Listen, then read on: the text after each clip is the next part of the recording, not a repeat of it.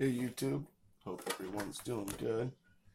Oh, I'm doing this video as a contribute to Poor Man's RC, and it's just kind of how I started getting into crawling. You can see here's the first frame that I printed out. It's pretty rough, a little dirty, it's broken, but it is what it is. I still have a few parts on there that I just left on there when I did my new build because I already had the other parts. And, I'll let you in on a little secret. I guess I haven't told the channel this yet, but this truck here, I guess, in a roundabout way, it started life as an Everest 10. Which, everyone knows that that's about a $150, $160 vehicle.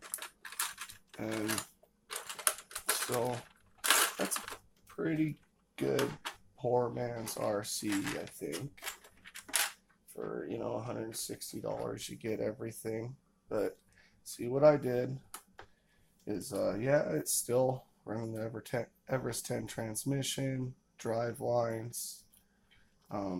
I did change the axles. The axles ran fine when I took them off. And basically I just went from there. The Everest 10, it comes with, I think they're like 120 millimeter shocks or maybe 140 millimeter shocks or something like that. I ran with them until I could get it, a little bit cheaper shock. These are Red Cat shocks here. You can get them, I think, for like $16 from Red Cat. And, the Gen 7 shocks. And then, these are some shocks that I picked up from a hobby shop. And then, these tires are tires that I picked up off Amazon for $18 for a set. And, they're not the best 110 scale tires. They're actually a little bit smaller than most of them, but some people might argue whether they'll get you up a steeper degree angle. But that's for another video. But they're real inexpensive tires. The axles that the Everest 10 came with, they were a really good bulletproof axle as long as you kept your wheel speed down. The ESC that came with Everest 10, it's 3S capable. I'm going to go ahead and take this ESC off of here. And the reason why I'm contributing this whole video to Poor Man RC, he's a good friend down in Arizona. And he's a disabled veteran, and he's just barely getting enough to, scrape by. And he has himself one of the Axial Raw kit builds for the SEX 10-2, I believe. And he almost has it going. All he needs is an ESC and a radio and a transmitter. And he has a channel, so if you guys could check him out, I would really appreciate it. He's an awesome guy. He's done charities in his lifetime. He's given back. Veterans are some people that they have done so much for our country. They've put their life on the line for our country. So we really need to respect them and do everything that we can to make sure that they're comfortable. He was probably disabled serving for the country.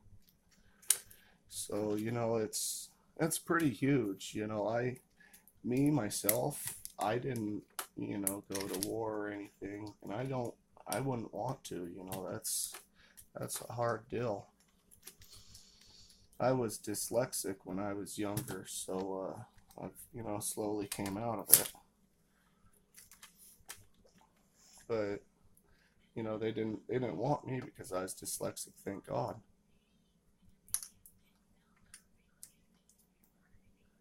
because you know I would never have to want to, or I'd never you know I'd never want to have to kill someone. That would is something that would live with me for the rest of my life. But anyways, back to the ESC. This is the ESC out of the Everest 10. It works fine still. I'm gonna send it off to him along with one of my 10th scale gas cans because he was one of my I think like my ninth winner for my giveaway. So I'm gonna send him off gas can. I'm gonna send him off this ESC, and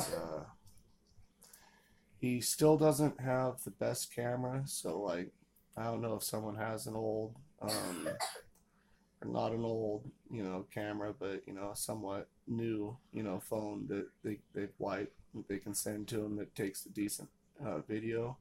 We can get him making a little bit better videos, get his truck rolling, and